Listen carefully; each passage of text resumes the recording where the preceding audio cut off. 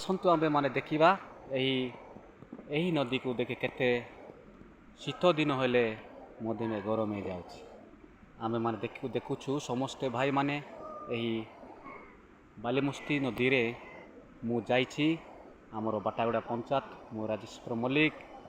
ଆଉ ଏ ନଦୀ ଦେଖନ୍ତୁ, ଆଉ ଏହି ନଦୀ କେତେ ଥଣ୍ଡା ହେଲେ ମଧ୍ୟ ସମସ୍ତେ ଆମ୍ଭେ ଭାଇମାନେ ସମସ୍ତେ ଏହି ନଦୀକୁ ଗାଧୁଛନ୍ତି। ଆସନ୍ତୁ ଆଉ ଆମ୍ଭେମାନେ ଦେଖନ୍ତୁ କେତେ ସୁନ୍ଦର ଆମେ ଦେଖିଯିବା। ଚାଲନ୍ତୁ ଏତେ ଦେଖନ୍ତୁ ଆଉ କେତେ ପାଣି କେତେ ସୁନ୍ଦର ଆସୁଛି ଏହି ନଦୀ ଗୁଡ଼ାକ।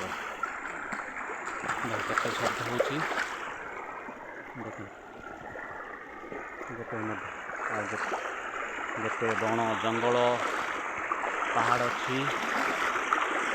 ଆଉ ଦେଖନ୍ତୁ ଆମେମାନେ ଏହି ପାହାଡ଼ ପର୍ବତର ପାଣି ଏହି ନଦୀରେ ଆସୁଛି। କେତେ ସୁନ୍ଦର ପାଣି ଫଳ ଶବ୍ଦ ହେଉଛି ଦେଖନ୍ତୁ। ଏହି ପାଣିକୁ ଦେଖନ୍ତୁ କେତେ ଶବ୍ଦ ହେଇଯାଉଛି। ସୁନ୍ଦର ପାଣି ଭାଇମାନେ ଦେଖନ୍ତୁ ସେଠି ଗାଧଉଛନ୍ତି।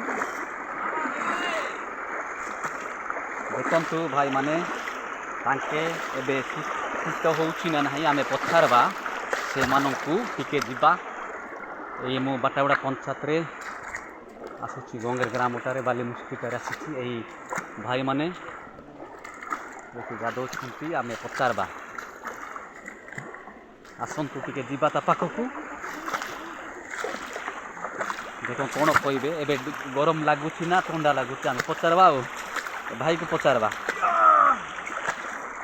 ହ୍ୟାଲୋ ଭାଇ, ଆପଣ ଏଇଟା କେମିତି ଏବେ ଏତେ ସମୟରେ ଗାଧଉଛନ୍ତି?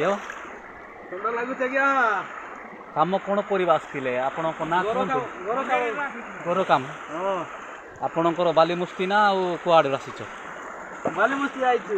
ଇଆଡ଼େ ଦେଖେ, ଟିକେ ଦେଖିକି କହିବୁ ନା। ବାଲିମୁଷ୍ଟି ବାଲିମୁଷ୍ଟି ଆଇଥିଲୁ ଆଜ୍ଞା। ବାଲିମୁଷ୍ଟି ହେଲେ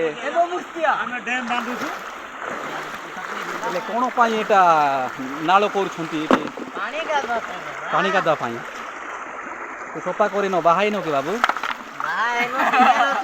ସଫା କରୁଛୁ।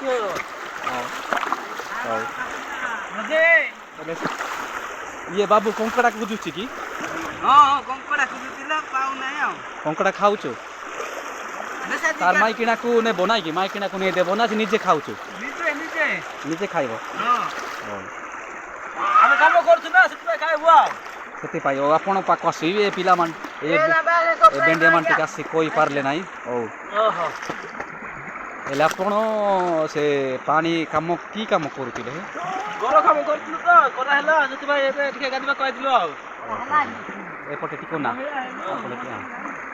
ଗାଧେଇକି କ'ଣ ଖାଇବେ? ଏବେ ଆପଣ କ'ଣ ବନା? ଗଲା ପରେ ଭାତ ଖାଇଯିବୁ ଆଉ। ଭାତ କ'ଣ ତା ତରକାରୀ ଡାଲି ଆଇଁଷ କରିଛ କି? ହଁ, ଚିକେନ କରୁଛୁ। ଚିକେନ? ହଁ। ମଟନ୍ ନାହିଁ? ନାଇଁ ମଟନ୍ ନାହିଁ, ଚିକେନ। ଆପଣ ବେଶୀ ପରିଶ୍ରମ କରୁଛନ୍ତି, କେମିତି ଚିକେନ ଖାଉଛନ୍ତି? ସେ ବ୍ରଏଲର ଚିକେନ ନାଇଁ କି? ନାଇଁ ଦେଶୀ। ଦେଶୀ? ହଁ। ହଉ।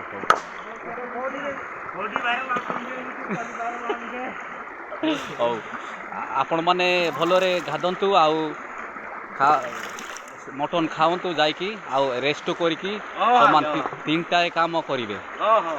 ହଉ, ଏତିକି ମୁଁ ରହୁଛି। ଧନ୍ୟବାଦ। ଏହି ଫିଲ୍ମ ଦେଖିବା ପାଇଁ ଆପଣମାନଙ୍କୁ ସବସ୍କ୍ରାଇବ୍ କରନ୍ତୁ, ଲାଇକ୍ କରନ୍ତୁ। ଧନ୍ୟବାଦ।